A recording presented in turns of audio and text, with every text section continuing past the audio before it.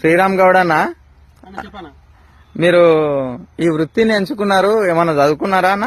అన్న నాది MA BEd complete అయిందన్న. నేను కూడా ఉస్మాన్ యూనివర్సిటీలో అక్కడ జాబ్ చేశానన్నా. నేను 2000 వెళ్ళి కూడా తెలంగాణ ఉద్యమం చేసినామన్నా.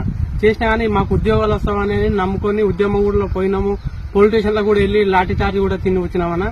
కాకపోతే ఇంకా 2014 పోయింది, 15 పోయింది, 18 పోయింది. మళ్ళీ ఎలక్షన్ లో 5,000 ఇప్పుడు 10,000-15,000 పోస్టులు టీచర్ జాబ్లు ఉన్నా కానీ ఓన్లీ 5,000 పోస్టులు వేసి చూపించి కొన్ని లక్షల మంది అప్లై చేస్తారన్న. నిన్న మన డిఎస్సి కూడా తర్వాత గ్రూప్ 2 కూడా రాస్తాను. ఒక్కొక్క పోస్ట్ కు 50,000, 60,000 మంది కాంపిటీషన్ ఉన్నారు. ఈ కాంపిటీషన్ తట్టుకోలేక ప్రైవేట్ జాబులకు పోతే అది ఇచ్చే 20,000, 30,000 సాలరీ సరిపోక, ఫ్యామిలీ పరిస్థితి ఇబ్బంది లేక, పెన్న పిల్లలు పోషించలేక లాస్ట్ ఈ కరోనా టైంలో వచ్చేవరకల్లా మొత్తం మనకు జాబులు లేక ప్రైవేట్ పరంగా సోర్స్ పరంగా అందరిని తీసేసారు. ఆ నుంచి వచ్చేసి మేము కులవృత్తిని ఎంచుకొని ఏదో మా పుట్ట కోసం రోజు 500, 300 ఏదో మా కులవృత్తిని నమ్ముకొని బతున్నాం అన్న. మాకు కేసీఆర్ గవర్నమెంట్ ఏంది తెలంగాణ ఏర్పడ్డాక రెండోసారి 2018లో కూడా ఎలక్షన్లకు అధికారులకు వచ్చినప్పుడు కూడా ఏం చెప్పినంటే నిరుద్యోగులకు ఎంఏ బీఈడి చేసిన వాళ్ళకు కూడా 3,000 రూపాయలు లెక్కన ఏదో నిరుద్యోగ వృత్తి ఇస్తానన్న.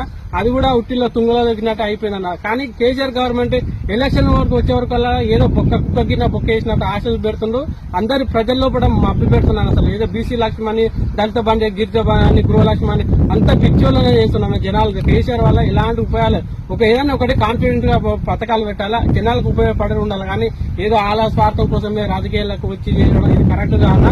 తెలంగాణ ఉద్యమంలో కూడా బాలాసింగ్ ఇసోటి వాళ్ళకు మస్తు ఉద్యమం చేసిరన్న. ఆ ఉద్యమంలో చేసినా కానీ మిగతా వాళ్ళకి ఎవరికి డబ్బులు ఎక్కువ ఇస్తా వాళ్ళకి ఆశపడి టికెట్ ఇస్తున్నాను. కేసీఆర్ గారు నా ఎడ్యుకేషన్ వచ్చి ఎంఏ ఇంగ్లీష్ అయినా, బీఈడి కూడా కంప్లీట్ అయినా. కాకపోతే ఏం చేసి కులవృత్తి నమ్ముకొని ఏదో నా పిల్లలు బతుకున్నాను. ఇప్పుడు వచ్చే ప్రభుత్వం ఏది ఉంటే కేసీఆర్ ఉంటేనే బాగుంటుందా వేరే? ఇప్పుడు నెక్స్ట్ నేను ఏమంటున్నా అంటే కేసీఆర్ అనేది అంటలేనా, ఇప్పుడు ఒక 10 years కేసీఆర్ కి మనం అధికారం ఇచ్చినాం. ఆయన పరిపాలన ఎట్టుంది, ఇప్పుడు నెక్స్ట్ వేరే వాళ్ళకు కూడా అవకాశం ఇస్తే ఆయన పరిపాలన ఎట్టుందని మనకు తెలుసా అన్న. అట్లా ఏదైనా సరే ఎవరికైనా ఒకసారి అవకాశం ఇచ్చి చూడాలి. ఇప్పుడు కేసీఆర్ గారు మేనిఫెస్టోలో అన్ని హామీలు ఇచ్చిండు, అవి ఎవి నెరవేరు. ఆయన దళిత బంధు ఇంకోటి అన్న, డబుల్ బెడ్రూమ్ అన్నాడు. తర్వాత చాలా మందికి దళిత బెడ్రూమ్, తర్వాత 2 ఎకరాల భూ అన్నాడు గిరిజనులకి. చాలా మంది కూడా అందలే అన్న బెడ్రూమ్. చాలా మందికి ఎంతో మంది నిరుద్యోగులు కానీ, తర్వాత కనీసం పొట్టబుడి కోసం కూడా తినడానికి కూడా చాలా మంది విలేజ్ లాగా ఉంటారు. ఏదంటే అధికార పార్టీలో ఉన్న వాళ్ళకి ఆ 2 ఎకరాల భూమి కానీ, తర్వాత ఏంది మన ఈ డబుల్ బెడ్రూమ్ వాళ్ళకే శాంక్షన్ అవుతున్నారు తప్ప అని నిరుపేదలకి ఎవరు కూడా ఇటువంటి గవర్నమెంట్ పథకాలు అంతలేవన్న. ఇప్పుడు 2 టర్ములు చూసినామని అంటున్నావు. ఇప్పుడు అదే 2 టర్ములు చూసిన తర్వాత ఇప్పుడు కొత్త గవర్నమెంట్ రావాలనుకుంటే ఏ గవర్నమెంట్ వస్తే బాగుంటుంది? ఇప్పుడు నెక్స్ట్ ఇప్పుడు ప్రజెంట్ ఇప్పుడు ఏముందన్నా సరే, ఒక టీఆర్ఎస్ గవర్నమెంట్ మనం 2 సంవత్సరాలు మనం ఏంది ఒక 10 years మనం పరిపాలించి మన పైన చూసారు. ఇప్పుడు నెక్స్ట్ కాంగ్రెస్ గవర్నమెంట్ వస్తే ఏంటంటే అది సెంట్రల్ పార్టీ కాబట్టి ఆ పార్టీకి వస్తాయినా ఏమన్నా ఇప్పుడు ఉన్న ఇందిరామ రాజ్యం కానీ ఉంటే కూడా మంచి అవకాశం ఉంటే జనాలకు కూడా మేలు జరుగుతారని నేను అనుకుంటున్నా. అయితే ఇప్పుడు మీరు అసంతృప్తిగానే ఉన్నారు? నేను అసంతృప్తిగా ఇప్పుడు టెట్ కూడా ప్రిపేర్ అవుతున్నాను. అసలు ఇంకా నైట్ పూట ఒకసారి చెప్పుకుంటే కూడా బాగా అనిపిస్తుంది. నైట్ 1-2 వరకు చదువుకొని